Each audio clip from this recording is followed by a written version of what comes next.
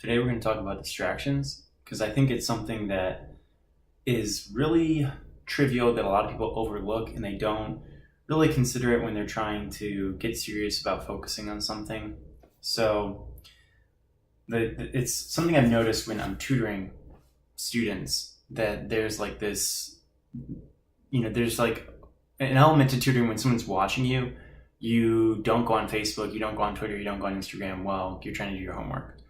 However, if someone's not sitting directly across from you, you might dabble in, looking at your phone a little bit or maybe sending a text message. And what happens is that causes things to unravel.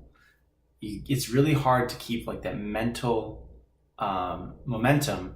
I don't know, like the momentum when you're learning something, when every 5 minutes you stop to talk to your friend about what you're doing this weekend, or something really simple like if your chair is super uncomfortable, then that can take away from what you're trying to do. Or if the desk isn't big enough for you to spread your materials out on, or if, unfortunately, this is something that's really hard to fix, if the equipment that you're using is very low quality and it's taking more time than it should, or like things are stopping.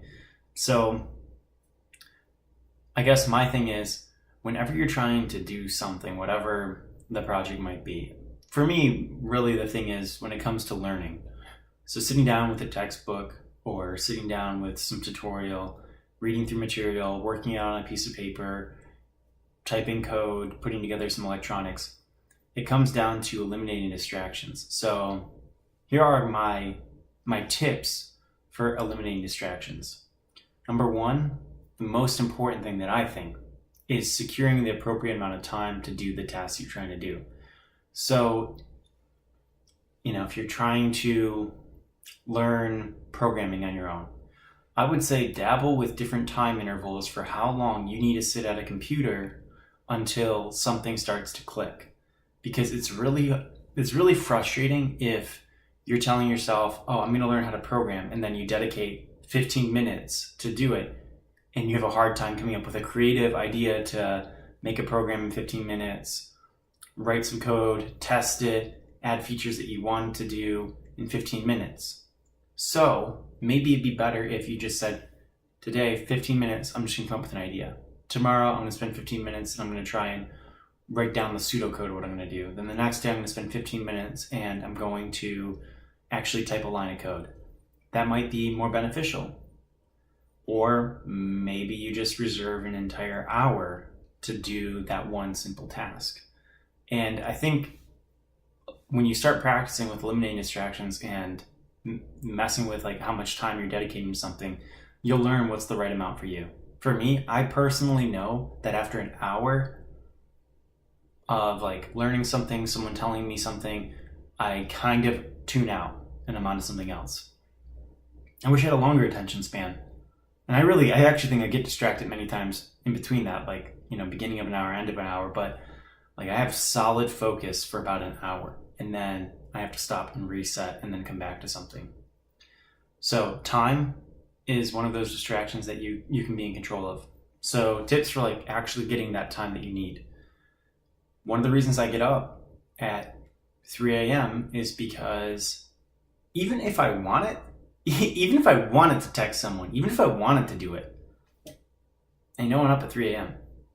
And also, there's like not a lot of activity going on social media at 3 a.m. So I have literally no interest at all to go look at any of that stuff. I have no new emails. There's nothing that I don't have anything for me to go distract myself with. So that's actually a different thing. But for time, I get up at 3 a.m. because I know I have, this is the time portion of that. So if I get up at 3 a.m., I know I have basically from 3 a.m. until I go to the gym at 5 on Monday, Wednesday, Friday.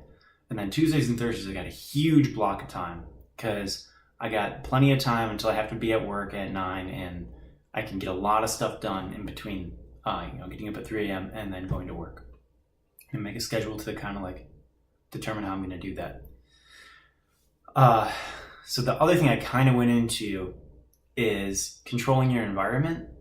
So getting up at 3 a.m., may sound like it's more of like controlling my time, but it also controls my environment because it's so early.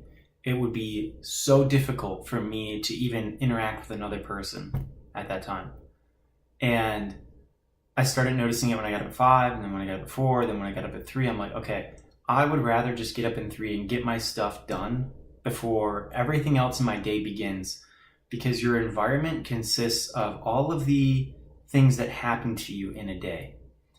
So let's say 8 o'clock, you get an email that you're getting sued by someone, or at lunch you got a parking ticket. How are you going to come home and sit down and do the things you need to do if you're mentally frustrated by that? So you can control your environment by getting up. It works for me. It might be different for someone else, but for me, like those things, I'll come home, and if I got like a parking ticket or something, I'm going to sit here and I'm trying to do math or whatever, or tutor. I do tutor when I come home, so that's really not a big deal. But like, for me to just sit here and like play guitar or do math or write a program, if I'm like distracted mentally about some like frustrating thing that happened earlier, that's going to be really hard for me to control.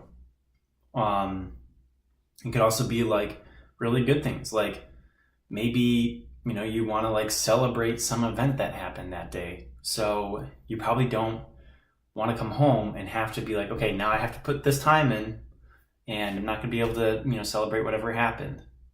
So it's weird how getting up early can kind of help you control that. I've come to find out that can help me control that. And physically controlling your environment, so like your physical environment. I'm really, really particular. Like if you look at this, my office is it's like super immaculate. It's really clean, because I'm the type of person where if I see something that's kind of like messy, I'm gonna have to go over and like, clean it up, because I'll make up like, little distracting things like, oh, I gotta go take care of this stuff because it's annoying me. Like I got a pile of laundry sitting over there, and I'm trying to sit over here and, do linear algebra or whatever. Like now I'm thinking about the laundry, not thinking about the problem that I'm on. So if you can, try to control that environment so that it's really distraction free. You're not thinking about tasks that you have to do. You're not thinking about, number one, try to eliminate, unless you're working with someone else, try to eliminate having other people coming in and like disturbing you when you're trying to do something. So that's like controlling your environment physically. And I already, so the 3 things that I really would say are eliminating like mental distractions. So like the stresses of the day. I already kind of said that I get up really early, and there's nothing could happen at that point. So I woke up, it's the first thing I'm doing. Nothing can go wrong. So eliminating mental distractions, and then eliminating time distractions, and eliminating environmental distractions, keeping the space like super clean, and, not being reminded of like all these other things you have going on, and just like focusing on something. So if you get that solid time and mental clarity, and you have the tools to do what you're trying to do, you're making it easier for yourself to get that thing done. And I've just found that that's really useful. So if you have the time to put in a little bit of effort into making those things a priority when you're trying to do something, based on my personal experience, that will help you get further in whatever you're trying to do. So that's my take on distractions and kind of how I want to do things. I'm sure other people have different opinions about it, but if the stuff that I said makes sense to you and you want to try it, feel free to experiment. And if something else works for you, that's great. Share it with other people. I just think that there's not enough people talking about how to just sit down and go do something. They tell you to go do it. They tell you to go get it done, all that stuff, but they don't really tell you how you can change your behavior so that you're able to do it. Because if you haven't been doing it, there's probably reasons why. You probably are trying to get your work done in a very, time crunch environment that's got like dirty clothes on the floor, and you're giving yourself 15 minutes to do it and you hate it. It's horrible. Who would want to be in that environment? Like, that's just really frustrating. So try to like work to get to a place where your space is working for you mentally and like, physically. All right, that's it for today's vlog.